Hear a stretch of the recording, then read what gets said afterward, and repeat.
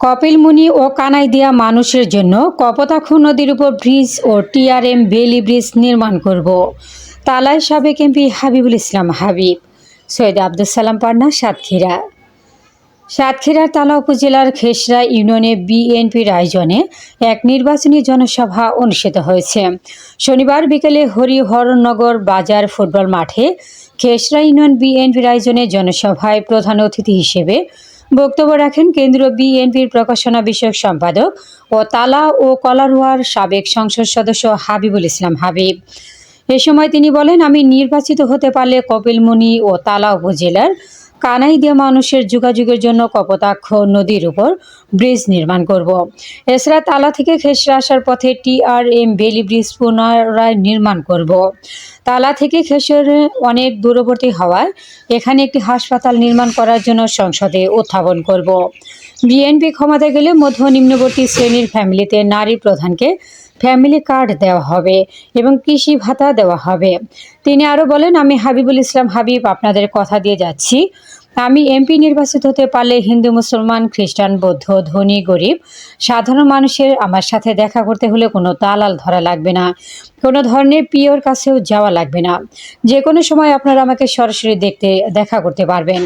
নির্বাচনের জনসভায় খেসরা ইউনিয়ন বিএনপির সভাপতি মইনুল ইসলামের সভাপতিতে ও তালা উপজেলা বিএনপির সাবেক ভারপ্রাপ্ত সাংগঠনিক সম্পাদক হাসিবুর রহমানের সঞ্চালনায় বিশেষ অতিথি হিসেবে বক্তব্য রাখেন তালা উপজেলা বিএনপির সাবেক সভাপতি মৃণাল কান্তি রায়, সাবেক সিনিয়র সহসভাপতি গোলাম মোস্তফা, সাধারণ সম্পাদক অধ্যক্ষ শফিকুল ইসলাম, সাংগঠনিক সম্পাদক অধ্যাপক মোশাররফ হোসেন, যুগ্ম সাধারণ সম্পাদক মফিদুল হক লিটু, উপজেলা যুবদলের আহ্বায়ক মির্জা আতিয়ার, উপজেলা মহিলাদের আহ্বায়ক মেহরুন্নেসা মিনি, উপজেলা স্বেচ্ছাসেবক দলের সভাপতি রফিকুল ইসলাম দাদু, যুবদলের যুগ্ম আহ্বায়ক সাইদুর রহমান সাইদ, কলারোয়া উপজেলা কৃষক দলের আহ্বায়ক মনিরুজ্জামান, বাংলাদেশ ছাত্র দলের সাবেক যুগ্ম সম্পাদক মারফুল ইসলাম, জগন্নাথ বিশ্ববিদ্যালয়ের সাবেক যুগ্ম সাধারণ সম্পাদক মেহেদি হাসান।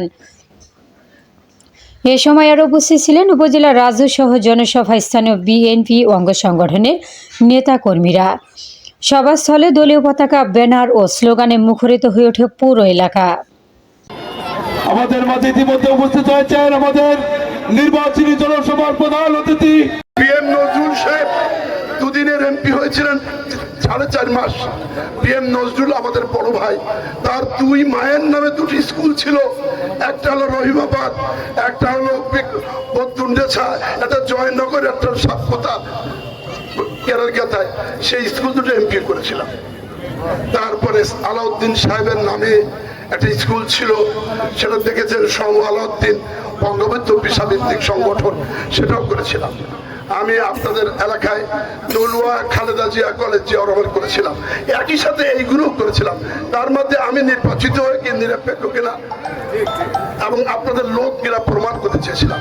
আমি আবারও বলছি, আমি নির্বাচিত হওয়ার পরে কোনো নিরপেক্ষতা থেকে কাজ করেছিলাম।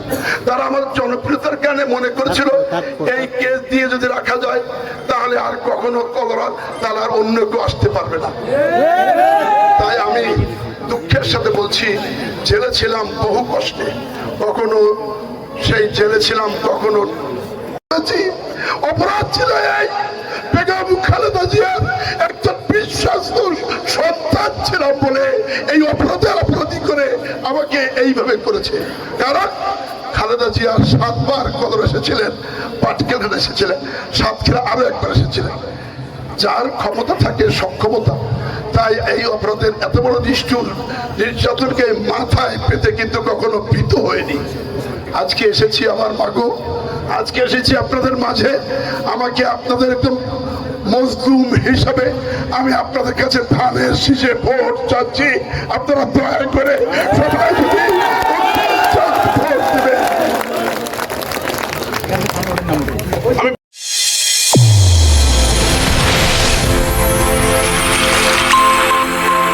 চ্যানেল A1 হৃদয়ের স্পন্দন।